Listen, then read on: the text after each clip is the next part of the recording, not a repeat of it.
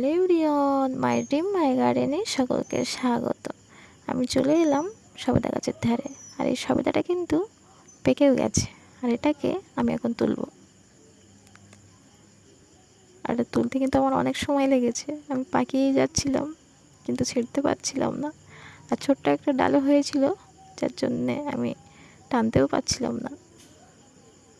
এই যে, আর দেখুন প্রত্যেকটা ডালে কি পরিমাণ ফুল এবং ফল হয়ে আছে। তবে কেটে দেওয়ার পরে গাছটা অনেকটাই বেড়েছে এবং ফলের পরিমাণটাও বেশি।